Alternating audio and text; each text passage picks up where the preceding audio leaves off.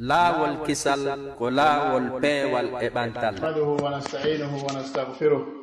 ونعوذ بالله من شرور أنفسنا ومن سيئات أعمالنا من يهده الله فلا مضل له ومن يضلل فلا هادي له وأشهد أن لا إله إلا الله وحده لا شريك له وأشهد أن محمدا عبده ورسوله يا أيها الذين آمنوا اتقوا الله حق تقاته ولا تموتن إلا وأنتم مسلمون يا أيها الناس اتقوا ربكم الذي خلقكم من نفس واحدة وخلق منها زوجها وبث منهما رجالا كثيرا ونساء واتقوا الله الذي تساءلون به والأرحام إن الله كان عليكم رقيبا يا أيها الذين آمنوا اتقوا الله وقولوا قولا سديدا يصلح لكم أعمالكم ويغفر لكم ذنوبكم ومن يطع الله ورسوله فقد فاز فوزا عظيما أما بعد فإن أصدق الحديث كتاب الله عز وجل وخير الهدي هدي محمد صلى الله عليه وسلم وشر الأمور محدثاتها وكل محدثة بدعة وكل بدعة ضلالة وكل ضلالة في النار أجارني الله وإياكم من البدع ومن النار ثم أما بعد عباد الله اتقوا الله سبحانه وتعالى وعملوا لما بعد الموت فإن الإنسان في هذه الدنيا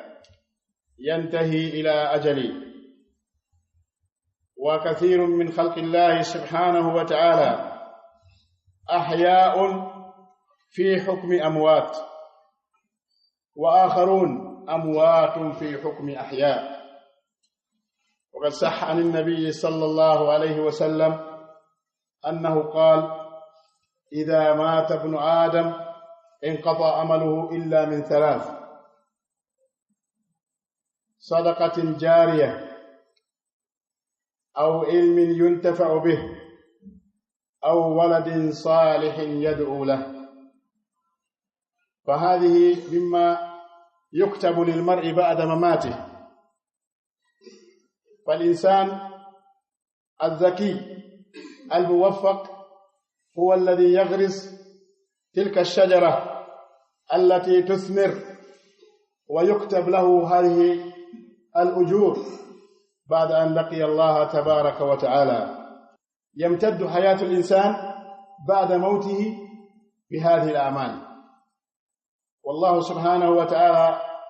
يزيد في عمر الإنسان زيادة حقيقية أو زيادة معنوية، كما صح ذلك عن النبي صلى الله عليه وسلم في قوله: من وصل رحمه وصله الله ومن قطع رحمه قطعه الله. قال العلماء: الحديث على ظاهره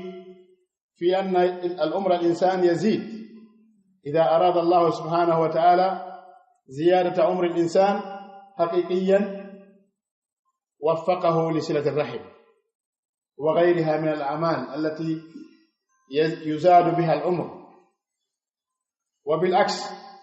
إذا أراد الله للإنسان أن يقطع من عمره وينقصه هيأه لما ينقص من العمر. وقد قال سبحانه وتعالى في محكم تنزيله: وما يعمر من معمر ولا ينقص من عمره إلا في كتاب. وقال سبحانه: يمحو الله ما يشاء ويثبت وعنده أم الكتاب. يتي الله سبحانه وتعالى Allah tedduɗo seniiɗo yettiniiɗo handuɗo e yetteede tawde kanko Allah subhanahu wa ta'ala mo waɗi ko yettiree, mo waɗi ko weltorane o jarne. En seedike yananaama wondema reweteeɗo walaa e googa sona kanko tun subhanahu wa ta'ala woni reweteeɗo. Kala rewɗo Allah subhanahu wa ta'ala hawtindiraali mo e goɗɗo haray o malaama. mo rewi Allah hawtindirimo e goɗɗo ma e goɗɗum, ma o rewaali Allah few, o wotiɗinaali mo few, o shirkani mo, ara o perdi gurna makko ɗam. Yo Allah subhanahu wa ta'ala waɗe e yimɓe seediɓe tawhid, seedaniɓe mo tawhid ɓen, yettuɓe mo e golleji makko ɗin e nemaji makko ɗin, moƴƴireji ɗe waɗani en ɗin. En duwani ke nelaɗo makko Muhammad sallallahu alayhi wa sallam yamirɗo en, haɗi en, wasiyi en, kala ko moƴƴanta en ka Allah subhanahu wa ta'ala o yamiri en, o tawata lorda en gaawo towo o haɗi en kanko nelaɗo sallallahu alayhi wa sallam. Yo Allah yoɓ mo joddi moƴƴiri ko yoɓi yoɓata laaɓuɓe reedu ɓen, waajotoɓe yimɓe nanoɓe ɓen, yoɓa mo kanko e sahaba e makko ɓe fof e ɓengure makko ɗen e dendanangal julɓe moƴƴuɓe immiɓe dari jokki laawol makko ngol, wurnitingol, ñemminimo, ñemtinimo haa ñande darngal ngal daroyi. Amin.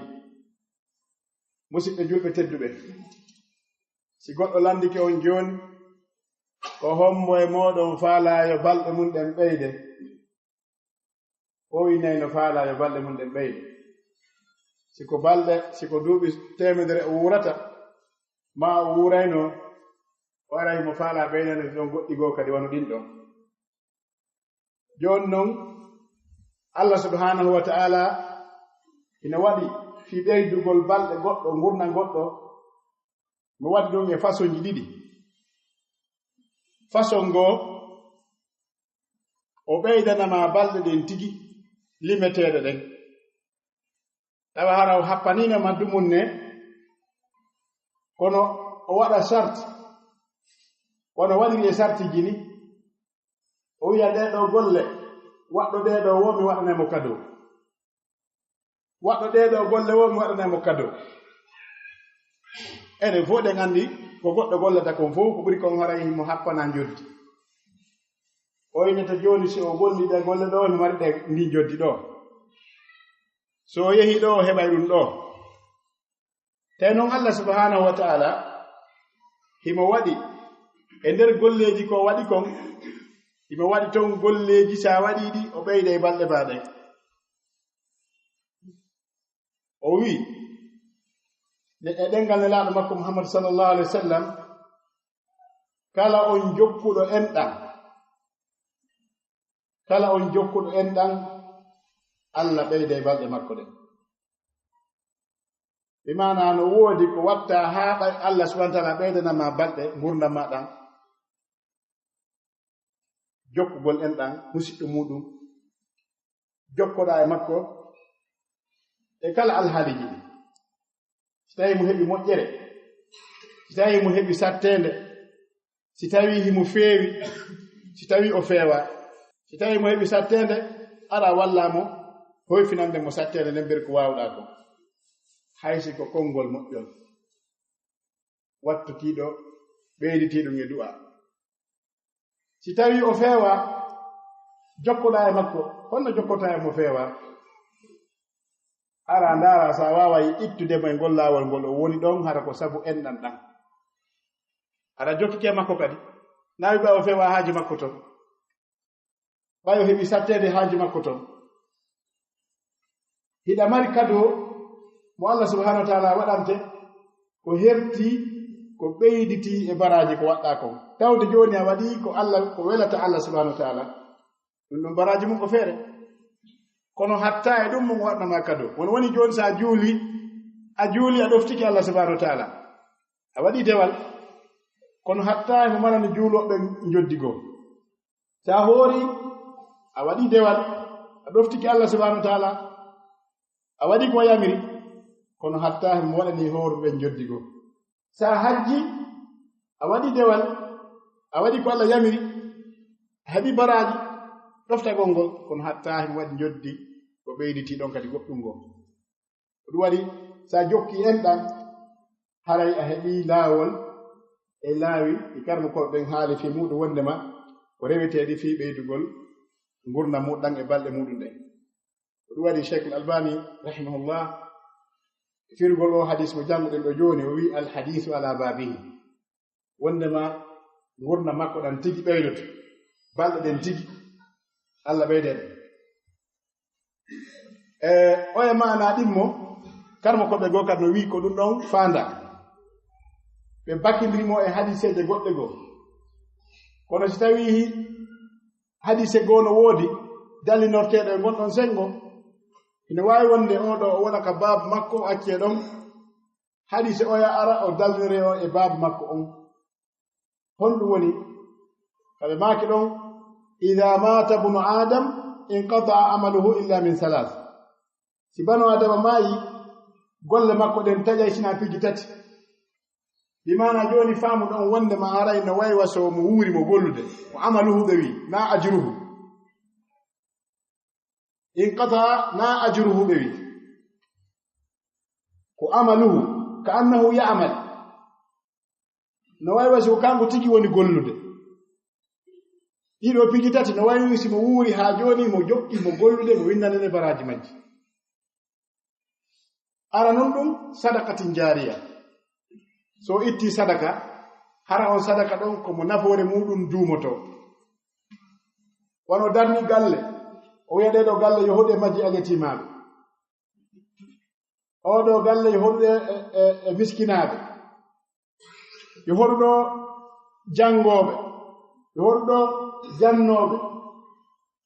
yo hoɗuɗo hoɓɓe tanki ɗum no continue hino waywa simo wuuri baraji ɗin ko wona windanede ko ay golle woni inqata amaluhu ɗon amaluhu lam yanqati ko kanko tigi woni gollude ɗen golle ɗo en andi no woodi woɓɓe goo haray hiɓe wuuri tigi hiɓe haajonirede ko adna ɗon kono hara ɓen ɗon konti ko konti mayɓe no woodi woɓɓe goo ko fi hukmil mawta wa hum ahya hara ɓe maayino neeɓi sabu angal gollugol golleji ko addiɓe kon ɗo ɓe alaa golde ay fus ko addiɓe kon ɗo kadi watti ɓe alaa golde ay fus ko nafata ɓe kadi wona ɗo wona to on ɗon ko mayɗo ka ma'ana himo wuuri noon mo ñaamude mo yarde mo jinnude no woodi banu adama boyi hannde hiɓe kontaaka mayɗe fi idadil mawta bil aks no woodi woɓɓe goo maynooɓe heɓii duuɓi tawa haa jooni no waywa si ɓe wuuri hakkunde jamaa e woli ɗo jooni qaala cheikhu albaniyu rahimahullah e woli jooni qaala في حديث صحيح أخرجه الخطيب البغدادي في كتاب اقتضاء العلم العمل الخطيب كأنه حي بيننا البخاري مسلم الإمام مالك الإمام أبي حنيفة الإمام الشافعي الإمام أحمد بن حنبل وغيرهم كأنهم أحياء بيننا يعيشون والآخرون موتى وهم أحياء نسأل الله السلامة مما هم عليه ruwani haray musidɓe julɓe tedduɓe ara nun ɗum e wiyen sa itti sadaka mo nafoore muɗum duumoto baraji muɗum no jokke e samayi aw ilmi yuntafa'u bih maana ko gandal ngal dariɗa haa ngal ɗon gandal sinca si a janni goɗɗo ma a yoɓanimo yo jango ma a yoɓi jannuɗo mo on ma a darniiko jangeteɗon ma a addi ko jangirte kon ma a moƴƴini kaydiiji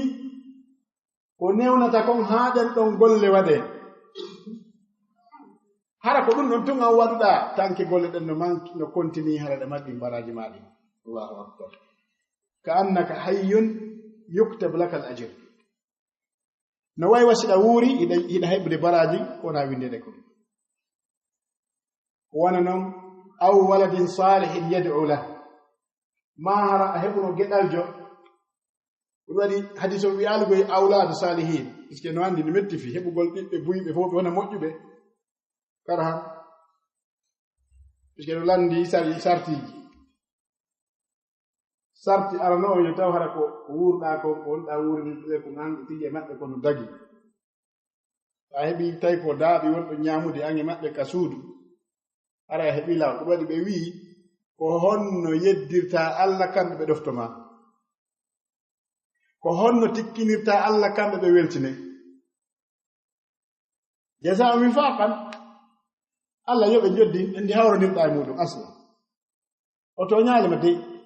tawi ko ɓe woni faggade kon hinaako tagi ta habbo ɓe ɗoftima habbo ɗum hiɗa tikkini Allah kamɓe ɓe weltine yaa ko weltima e maɓɓe wata wonde idan aw waladin salihin yad'u lahu ma hara ko ɓiɗɗo o needi moƴƴiri needi ɗaɓɓaani ndi on ɓiɗɗo ɗon si tawi on ɓiɗɗo du'anike mo tigi haray ɗum ɗon on du'a baraji ɗi o du'i kon o jokki kon laawol peewal sinno baraji ne wodani mo ko ɗum waɗi ɓe wi addu'a huwa al ibada no waysi mo du'aade hay so innaali Allah yaafobaaɓe ngan sabu golle ko woni golle kon ko an sinci golle ɗen haray mari baraji ɗi ko ɗum waɗi haray musidɓe juɓɓe tedduɓe no haanani neɗɗo on ka o lando hande kala no wiide no faala waɗugol ko wiyete kon préparugol avenir pay koy no ɗaɓɓude no rewde ka rewetaake fof fi ndaarugol ko moƴƴinte ko wiyete kon biyenji e yii woɓɓe moƴƴinɓe biyenji ɗo ɓe maayi tun ɗi woni malheur puisque ɓe yeddondiri hakkude maɓɓe ton ɓe sokkindiri e yii justice ukkiti hakkude maɓɓe ɓe yewti hatay ko ɓe siiña mo kala siiña jooni yo senda yeeya wonti kaalisi mo kala heddi woɓɓe maɓɓe ni woni miskinaaɓe yande ɓe hendinooɗi ɓe sikki ɓe heɓi jawdi ɓe nangi waɗugol ko heɓuɗo buyde wontere heɓata kon sikkugol ɗum ɗo haray lamnata hande ni buyɓe maɓɓe timmaali duuɓi 12 ni buyɓe maɓɓe hande woni miskinaaɓe ma hammi ka wona miskino tawa noon hara jommum yangino fiino ɗum mooɓora hay so naftori o gollitiri kono way tun o accaari pete kon source imen keɓɗuɓe o waawa gérude ɗum waɗi wonti perdi ɗum waɗi ɓe wii ɗaɓɓugol préparugol banu adama on ɗum moƴƴi ɓuri préparugol teere makko on ayiya ɗo woɓɓe har ɓe mari moyen yoɓe mbuuɗi buy ɓiɓɓe maɓɓe ɓen janga gandal ɗaɓɓangal ngal ɓe wakkilaaki ɓe wakkili noon soodugol ma baayugol milliardji njani nokkugo wonde ñande haray kamɓe ɓe sikki ɓe heɓii ko wiyete kon prépari avenir pay koy wonaa no woniri ñande o waali fure woɓɓe maɓɓe ko fuɗɗotoo yewtugol ko fii ko accaa kon ko honno sendirde en tawaama buy ka heɓuɓe ka mawɓe mo ɗaɓɓi jawdi heɓi ka yewtete fii ndondi ko hono ɗum ronirde tawa buy e maɓɓe no sikkude ma yumma oɗa no sikki ma jaaja oɗa no sikki ko oɗa ɓuri waɗi ni ko ɗum ɗa waɗi ni ɗum hara fayda si Allah subhanahu wa ta'ala faabaki ɓe hara ko piiro wonde sakkitode muɗum bon ko ɗum waɗi haray neɗɗo on yo wonu waɗo ko wiyete kon phase A et B waɗa plan A et B tawni jon goɗɗum moƴƴinana hoore ma taw garanti an kaasi ɓeeɗo waɗana yaalima an ñande mayɗa ko yangiɗa ha heɓɗa ɗo a ƴawri a joldi a waɗi aventure ma hay ɗaɓɓani a waɗi ay manébrouillagol hay defalngol woɓɓe a wuppani hay woɓɓe hay lodani juɗi woɓɓe kala ka rewete noon fi ɗaɓɓe ɗaɓɓi heɓi ɗaɓɓa goɗɗum waɗa garanti fi compte bloqué fi gaɗa to on tuma noon ko lutti kon ndaara ga ko honno waɗata e hoore ko ko ndaarɗa ga no waɗata waɗa priorité rewra ko hana rewrede ɗon harna indigol to moɓidiren kamɓe koɓɓe ɓerna en du'a yo Allah fenan en pay koy ƴetta pay koy naɓa koy ka l'école ma naɓa koy nokku goo tawata l'école on hina l'école ko wiyete kon idéal marɓe piiji principe ji newoɓe yimɓe prépara ɓe haa ɓe kelɗa tafa ɓe haa ɓe wona nendi ida mari moye muɗum hi woɓɓe no wakki joɓugol ɗo naɓa pay ko muɗum Canada ma Amérique o yaha o jangoya to tawa so jangi toon so arti ɗo naftama na naɓugol goɗɗo Amérique ma Canada woni important yandi ɗo goɗɗo naɓuɗo ɓiɗɗo mum Canada yo jangu ɓiɗɗo makko no jangude waɗi toon duuɓi 4 mawɗo on immi ɗo yo yaw Siin o soodoyi o ini yo rewto mo ndaara ɓiɗɗo makko monde ɗimoje makko ɓe tippi ɓe noddi mo ɓeyni hiɓe arde ɓe ari ka ɓe naati ka chambre ka ɓe luwanimo ɗon ɓe joƴƴini bagage ji ɓe mbiyan lootani ɓe ɗo salli gaaɗo ɓe naati ɓe looti salli ɓe ari ɓeyni ɓe faala julde ɓe landimo honto qibla woyo anda wallahi oyi kono fete juule woni mi anda tawde ko gonga ko anda o anda ha wooli ɓe piiti ɓe moni ɓe yenni ɓe ƴawri ɓe joldi ɓenni ɓe bonna jande makko nde ɓe wonduno ɓen ko ɓen ɗon inni ɓenni min kaari jawdi andi mi addama ɗo e janguɗo tawa anda honto fete juule tawi ko gonga puisque kamɓe anda ko fen ɓe naɓani mo Canada ko ɓayi woni baade walla mi ka dogore ɗaɓe bo yehi ɓeeɗa kadi yehi min ɗo so walta tawi tan konko yaa hara tigiti goo kono wiide to yiɗɗan hara mi ƴef faamaali ɗum bon ɓe ƴetta tun ɓe ɓayi mbuɗi no woodi ɓe ɗumanno hara ɓe anda ɓe yaa ɓe janngoya toon woɓɓe atata woɓɓe janga hara hay janngata ko jande tigiti ko naɓɓe kon hara ɓe maîtrisata bon sima ɗin piji no woodi ko waɗi neɗɗo waɗa face plan A et B moƴƴinana hoore ma taw avenir ma on to ka Allah subhanahu wa taala puisque ndi jawdi ko ɗum woni jawdi ko tawata kon ko an ko bolliɗa kon ko ɗum woni goɗɗo ni enen kon woni patron buy sinama jon patron ina heewi ko Alpha Amadou ma ɗum ko gergeji ma ko ɓe na ɓen patron ka sari al islam kala heɓuɗo jawdi ittanteni zakka ko patron yani kala heɓuɗo 29 millions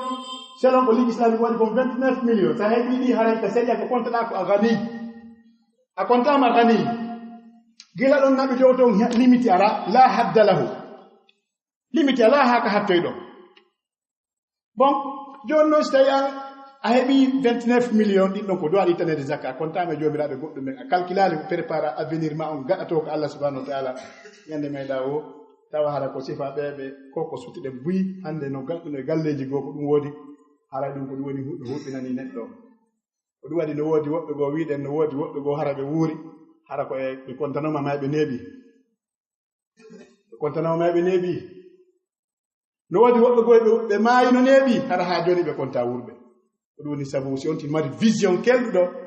o waɗi démarche fiino heɓira goɗɗum o waɗa ko woni e garantie ka Allah subhanahu wa taala ɗo inugol mahugol ɗo étage ji no woni ɗo étage ji goɗɗi ko waɗi gollirtake duuɓi sappo ɗi gaari ɗi dari ɗon hara hay ndiyam ɓe ɗon ko ɓe ƴawna dow to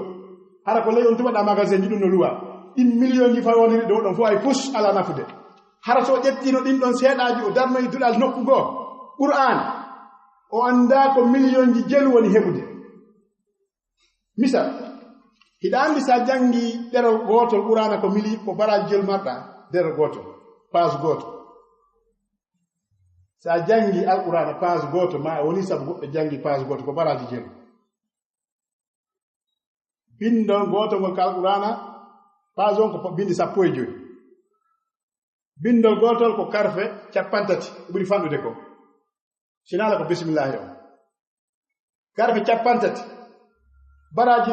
harfu be hiɗa mari baraji 10 e nder bindi 15 ɗin sa jangi page goto hiɗa mari guluji 400 baraji yani 4500 hasanaji guluji 400 har ko sengo goto pet janguɗa sengo goto pet Qur'an sa jangi ɗerol hiɗa mari guluji guluji 9000 hasana ɗerol gotol pet sa uditituɗal har ɗa mari ɗon sappo jangayɓe ɗo eɓe hunde ko laaɓe jelu ɓe jangata ɗerol ngol ma bindi ɗin ko hasanaji jelu woni ɗon moƴƴireji jelu mariɗo ko ɗum siɗa mari hakkil buɗi maɗi no woni kadi yaha har nanargol ɗum hare dalan ko jelu hare ɗon ko jelu woni ɗum on alaji tappe ɗo ndata ko jelu ɓeɗa tappe ko ɗiɗo hare wonto hare tappa e anti tappa anda ɗo ɓeddi goɗɗo tappa ko jelu hare fayidi ɗo mo waɗani tappa ko hare ɗon ɗiɗo no nderto ɗum ɗum kadi ko probabilité no wawi wonde no wawi ronkude ma heɓaɗi haga ta ɗo ya hendoɗi yo marche hettama kiti kasiji maɗi tawa dal o montino hara wata kadi gongo to ɗaɗon kadi hara kadi ko goɗɗum go kadi woni fa wolede musidɓe julɓe tedduɓe neɗɗo si on tigi ardinaari hakkil kan gurdam makko ɗo Allah wurnay mo gurdam o heɓa ɗi 80 e yeeso to ñande o maayi o sikka wurin ko balɗe joyi o wuuri Allah subhanahu wa taala woni ka Qur'an awalam nu'ammirkum ma yatadhakkaru fihi man tadhakkara wa ja'akum an-nadhir. Allah subhanahu wa ta'ala landoto ene awurano gurdan yerudan gurdan don wobbe go wuruno be hebi piiji. Ce ndaari joni wano Imam Nawawi o duubi 50 e seeda o wuuri 50 wobbe 59 Imam Nawawi moƴƴindo deftere wiye Riyadus Salihin. Defte makko den tun e moƴƴinde de fawi defte sappo hara ko namu jallado marton deftere go e wiye Umdatul Muftin, Rawdatul Talibin wa Umdatul Muftin ko juzu sappo wote. Al Majmu' Sharh al Muhazzab den ko juzu noga e joyi. Please deda woni jelu 35. Riyadus Salihin o mari Tadribur Rawi o mari 40 an-Nawawiyya o mari defte sen konti defte den enen do se inni en jangu defte makko den hara ko en jangude faamen ko fandi o jangade de dubbi joyi. Hara le ko jangude gayni université woni jangude naayugol ko fuddotobe jangol langue arabu yarani jawon don ha hewte be jangirade nder dubbi 55 gilande mo ontuma ha joni fi mabbe no wolede ka fi mabbe wolawo qala al imam an-Nawawi yahunnu rahimahullah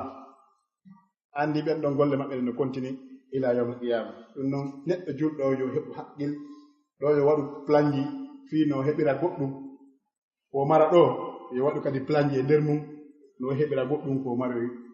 gadato. aqulu qawli hadha wa astaghfirullah li wa lakum fastaghfiruhu innahu huwal ghafurur rahim.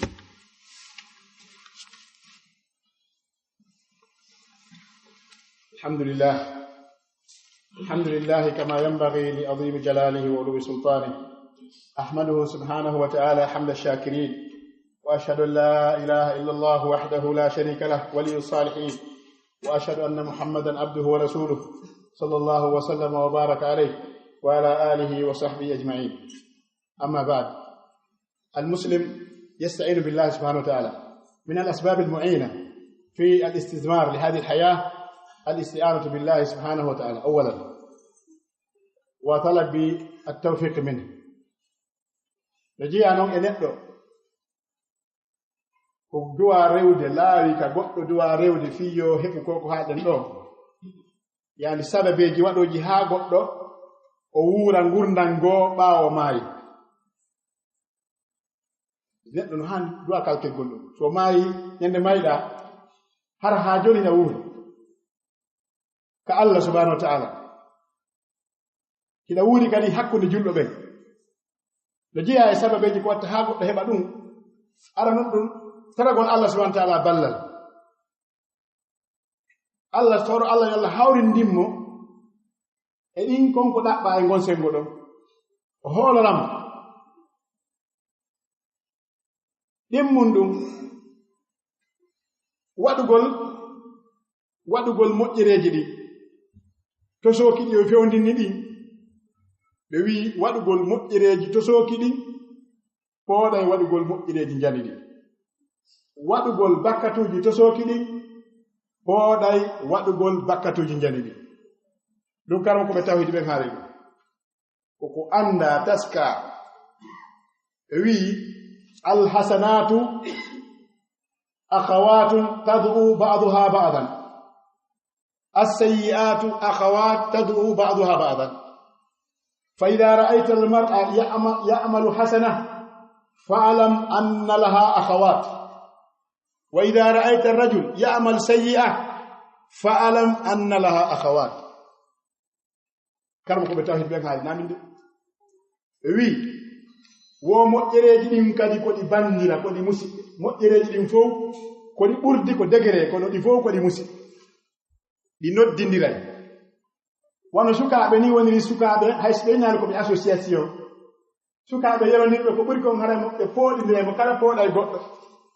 si moƴƴi ɓe ɓen fooli ɓe pooɗa wonama ka moƴƴi ɗon si bonɓe ɓen fooli ɓe pooɗa wonama ka boni ɗon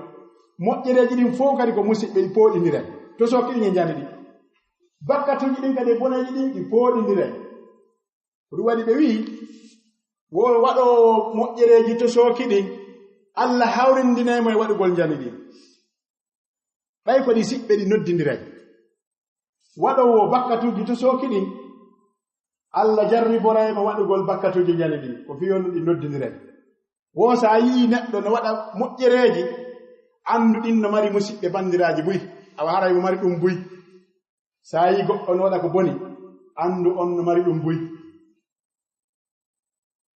ɗum no hani kawndi tasko de idan tawon tigi yawito hay huunde moƴƴere hay ittugol goɗɗum ka laawol ta yawito wi'ugol subhanallah wata yawito wi'ugol alhamdulillah wata yawito uggingol gite maɗen siɗa yaade ka laawol ta yawito ndaarugol ka télévision ko hana ndaarude wata yawito ñowgol goɗɗo wata yawito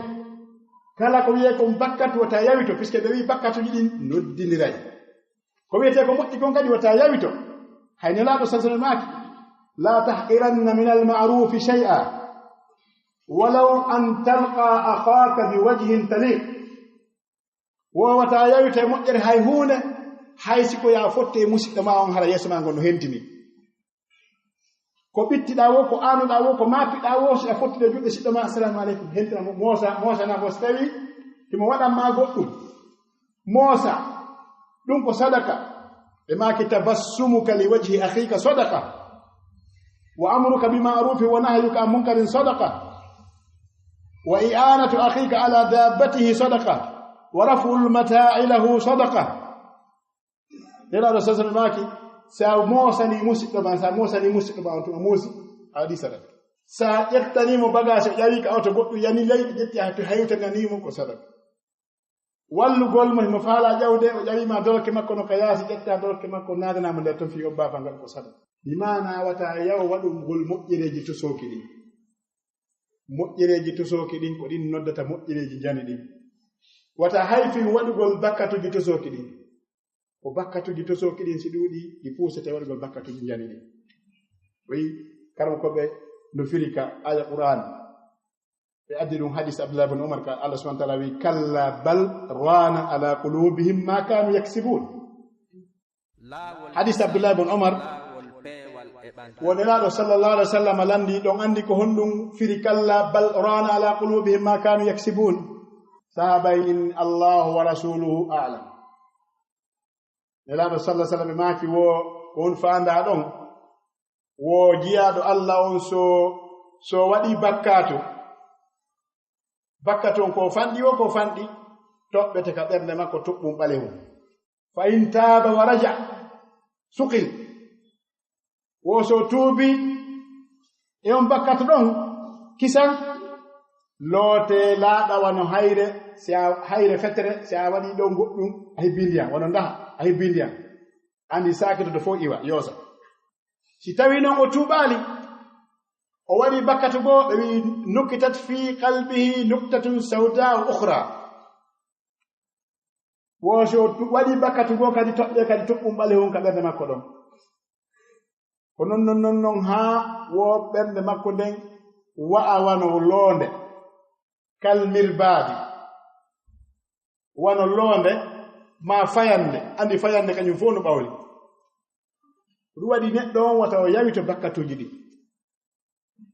ko ɗi moƴƴireji ɗi wonɗa wadde ko ɗin puusata ma haa waɗugol moƴƴireji ɗi wattan tu yiili fonto ɓurano janga ñande o seeɗa ruƴƴowo sunnaji ɗi sunanu rawati horowo alkamsa e tenen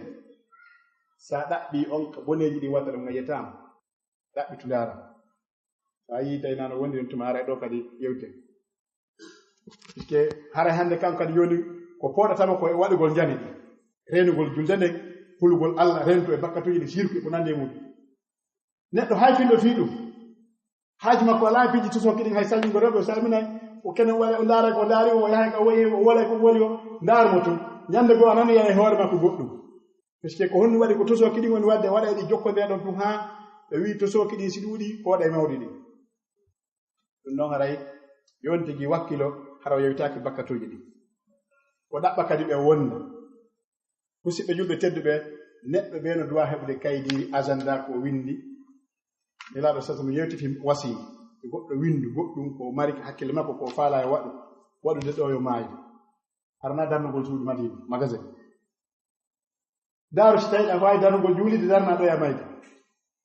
daaru so ɗa waawi tutugol leggal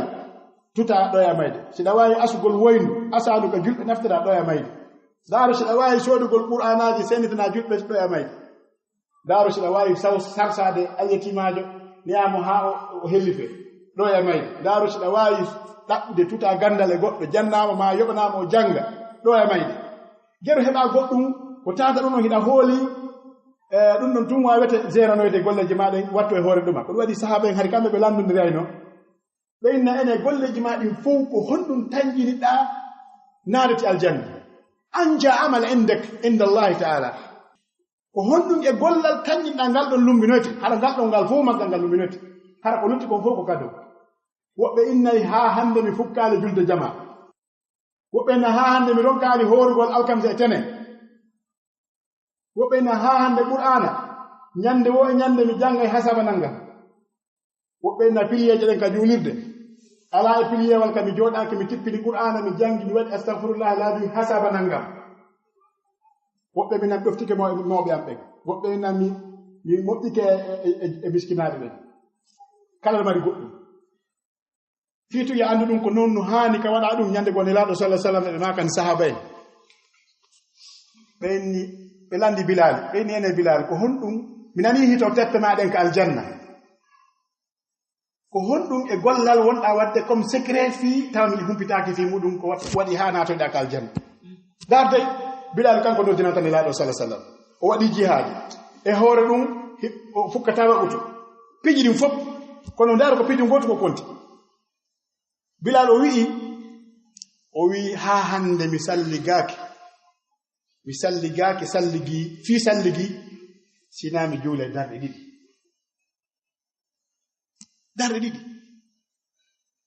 ɗen ɗon ko ɗum ɗo woni anja amal lahu na ko noddini ko en nani ka sonnajo naati aljanna sabu mo yarni bareeru en nani ɗum